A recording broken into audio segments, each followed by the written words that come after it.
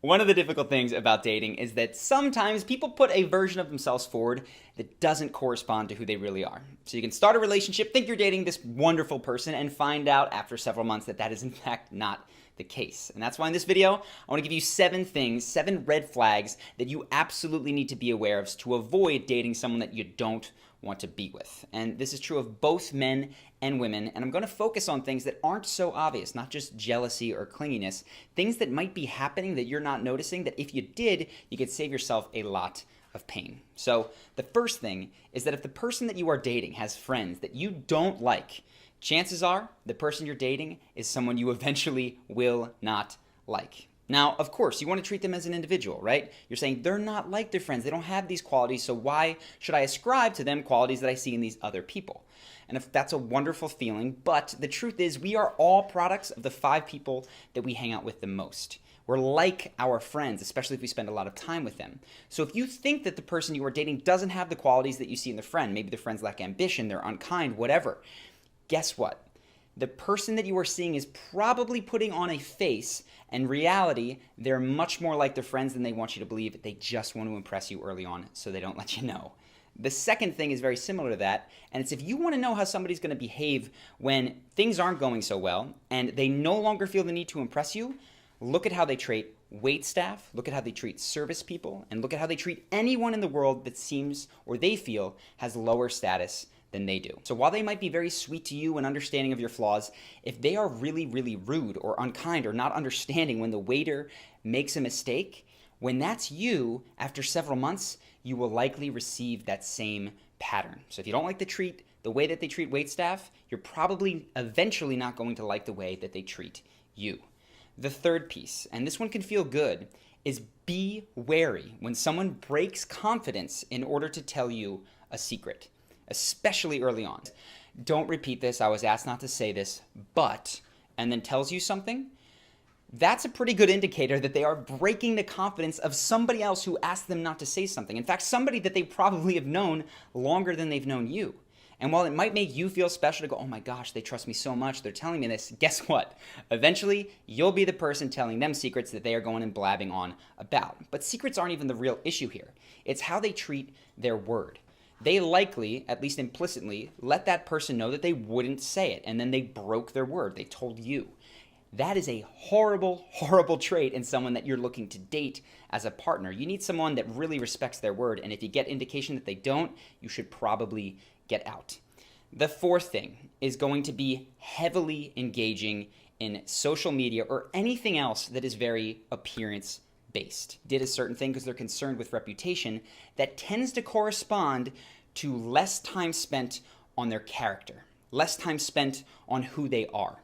So while they might look like they're making all this wonderful progress and they're meeting these amazing people or climbing mountains or meditating, if that's all the photos and the imagery and the words that you're seeing on social media, it can very, very often be the case that behind the scenes, and I've heard and seen so many stories, that is the complete opposite. On the contrary, when someone is doing those things, you might get a post here and there, but it's not going to be the main focus. They're actually doing it in their life. So if you and the person you're dating have very different social media habits, it's likely that you have very different values as well, and you are probably not a match, sorry to say. The fifth thing, if someone has a history of not having long-lasting relationships, be wary. This one is perhaps a little bit more obvious, but I feel like I need to say it because I have part of myself, and I know that a lot of people out there do, feel like they want to rescue people. When they see someone that's in dire straits, they feel like, oh my gosh, I can help. It makes me feel good. It makes me feel special to help. Plus, it helps them. Fantastic.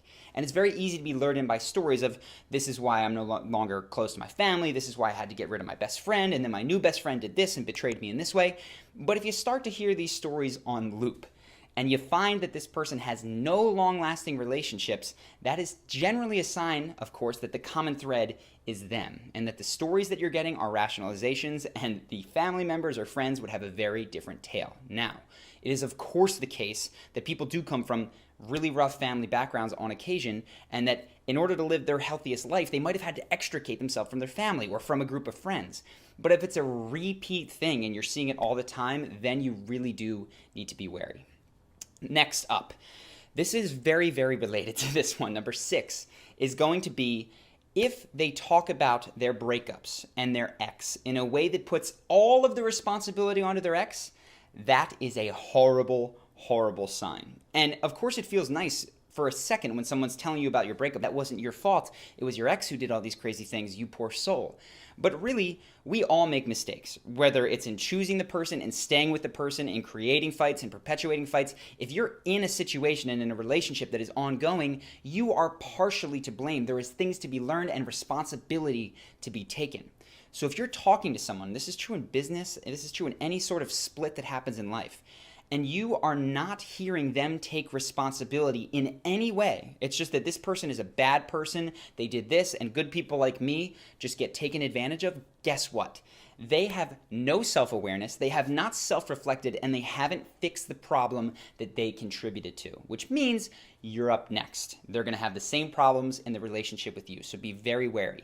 On the other hand, if they do say, here's how I contributed, here's how they contributed, you put those two together, it was explosive, here's what I would like to do different, even though there's a problem that they're saying that they have, that simple awareness that they're working on it is oftentimes so much better than a lack of awareness. And the last thing, this is one that I was guilty of in my younger years, and it was seeing the person just started seeing as perfect. And oftentimes this happens when you've been friends with someone or when you've really idolized them for a long time from afar, you've wanted to get to know them, and finally you work up the courage to speak to them, and what do you know, now you're in a relationship. This happened to me, I lucked out once, and I saw the girl that I was seeing as perfect. And very, very quickly that relationship fell apart.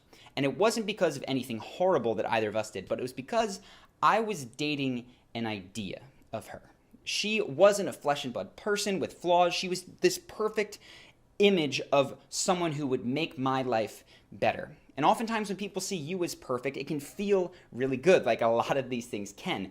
But it's an indicator that they don't have the ability to treat you like an honest being. And when you do reveal your flaws, which we all have, they might not handle it well, they might not help you get through it, and they might not even be able to cope with it. So if someone very early on is seeing you as a perfect version of yourself, that is actually not a good thing. If they see you as a better version of yourself while still accepting and even beginning to love or work with some of your flaws, that is a completely different story and is actually healthy. But if they just see you as perfect and can't see your flaws, sorry to say, it's not because you don't have flaws, it's because that is red flag number 7.